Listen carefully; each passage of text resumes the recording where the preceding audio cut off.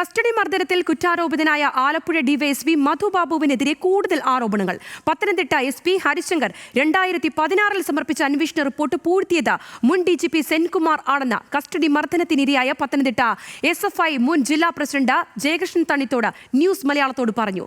Konni CI ആയിരിക്കെ മധുബാബുവിൽ നിന്ന് ക്രൂരമർദ്ദനം നേരിട്ടിട്ടുണ്ടെന്ന് അഭിഭാഷകനായ Prashant V കുറുപ്പും വെളിപ്പെടുത്തി. Kozhikode assistant commissioner, town CI ഉൾപ്പെടെയുള്ള പോലീസ് ഉദ്യോഗസ്ഥർക്കെതിരെയും ഇന്ന് കസ്റ്റഡി മർദ്ദന ആരോപണം ഉയർന്നു. പ്രതിപക്ഷ പ്രതിഷേധം ശക്തമായിട്ടും മുഖ്യമന്ത്രി വിഷയത്തിൽ മൗനം തുടരുകയുമാണ്. കസ്റ്റഡി മർദ്ദന പരാതിയിൽ കുറ്റാരോപിതരായ കോന്നി മുൻ CI മധുബാബുവിനെ സംരക്ഷിച്ചത് അന്ന് സംസ്ഥാന പോലീസ് മേധാവിയായിരുന്ന TP സെൻകുമാർ ആണെന്നാണ് പത്തനംതിട്ട SFI മുൻ ജില്ലാ പ്രസിഡന്റ് ജയകൃഷ്ണൻ തണ്ണിത്തോടിന്റെ ആരോപണം. നടപടിക്ക് ശുപാർശ ചെയ്ത് SP സമർപ്പിച്ച റിപ്പോർട്ട് സെൻകുമാർ പൂഴ്ത്തി. കേരളത്തിലെ പോലീസിൽ അദ്ദേഹം DGP ആയിരിക്കുമ്പോൾ അദ്ദേഹം കേരളത്തിലെ പോലീസിനെ കാവ്യവൽക്കരിക്കുകയും അതുപോലെ തന്നെ കേരളത്തിലെ പോലീസിലെ ക്രിമിനലുകളെ കേരള പോലീസിൽ സംരക്ഷിച്ചു നിർത്തുകയും ചെയ്തതിന്റെ ഇതിലും മനോഹരമായ ഒരു തെളിവ് വേറെയില്ല. മർദ്ദനത്തിൽ സൈക്കോ രീതികളാണ് മധുബാബു സ്വീകരിക്കുന്നതെന്നാണ് പരാതി. ചെവിയുടെ ഡയഫ്രം അടിച്ചു തകർക്കുന്നതാണ് മർദ്ദനമുറ. ഇദ്ദേഹത്തിന്റെ മർദ്ദനമുറ ചെവി പൊത്തി അടിക്കുക, ചെവിയുടെ ഡയഫ്രം അടിച്ചു പൊട്ടിക്കുക, ചെവിയുടെ കർണപടം അടിച്ചു പൊട്ടിക്കുക, അങ്ങനെ മർദ്ദനത്തിന്റെ ഒരു പ്രത്യേക സൈക്കോ രീതിയാണ് മധുബാബുവിനുള്ളത്. അതിനിടെ മധുബാബുവിനെതിരെ ആരോപണവുമായി അഭിഭാഷകൻ പ്രശാന്ത് വി കുറുപ്പും ഇന്ന് രംഗത്തെത്തി.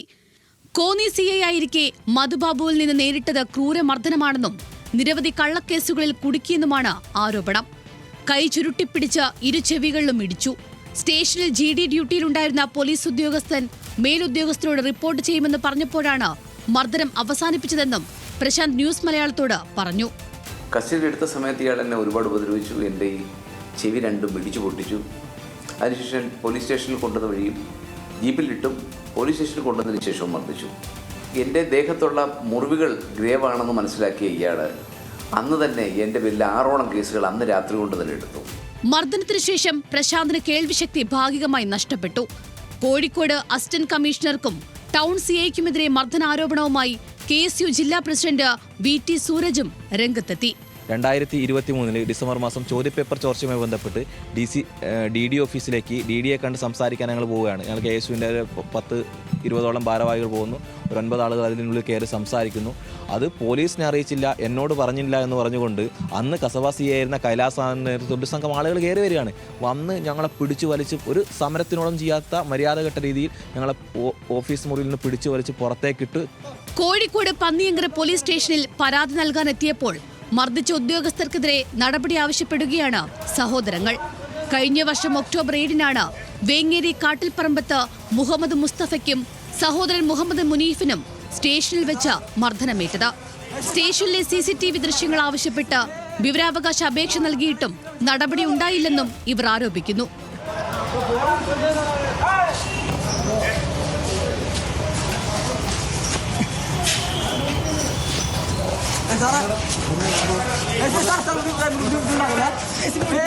വന്നെങ്കിൽ സ്റ്റേഷനിൽ പോയിട്ട് നമ്മൾ കാര്യം പറഞ്ഞതായിരുന്നു, ഇങ്ങനെ വണ്ടി തട്ടിക്കണേ.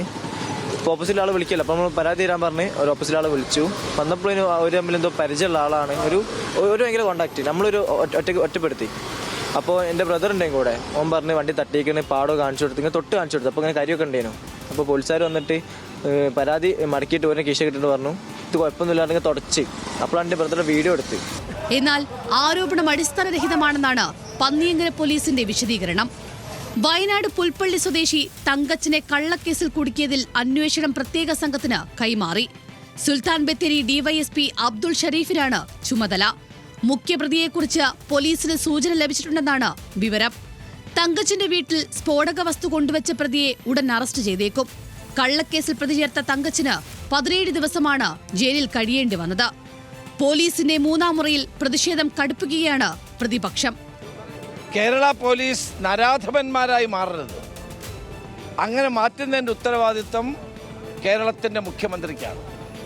കേരളത്തിലെ പോലീസ് മികച്ച പോലീസായിട്ടാണ് ഇതുവരെ കണക്കാക്കിയിരുന്നത്. എന്നാൽ ഇതിന് ഭരണപരമായ പരാജയങ്ങളാണ് കേരള പോലീസിനെ ഈ നിലയിൽ എത്തിക്കാനുള്ള കാരണം. കേരളത്തിൻ്റെ മുഖ്യമന്ത്രിക്ക് പോലീസിലുള്ള നിയന്ത്രണം നഷ്ടപ്പെട്ടിരിക്കുന്നുള്ളതാണ്. കുന്നംകുളം സ്റ്റേഷനിൽ യൂത്ത് കോൺഗ്രസ് പ്രവർത്തകൻ VS സുജിത്തിനെ മർദ്ദിച്ചതിൽ KSU യൂത്ത് കോൺഗ്രസ് പ്രതിഷേധം ഇന്നും തുടരുകയാണ്.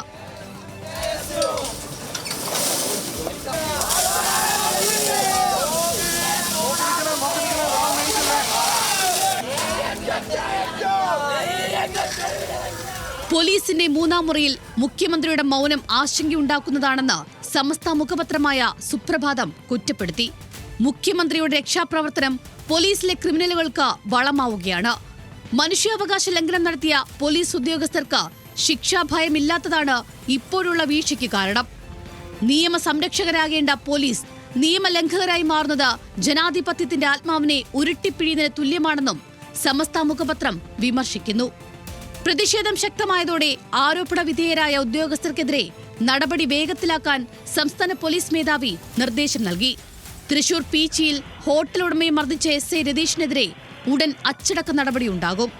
കുന്നംകുളം കസ്റ്റഡി മർദ്ദനത്തിൽ ഉദ്യോഗസ്ഥർക്കെതിരെ തുടർ നടപടി ആരംഭിച്ചിട്ടുണ്ട്.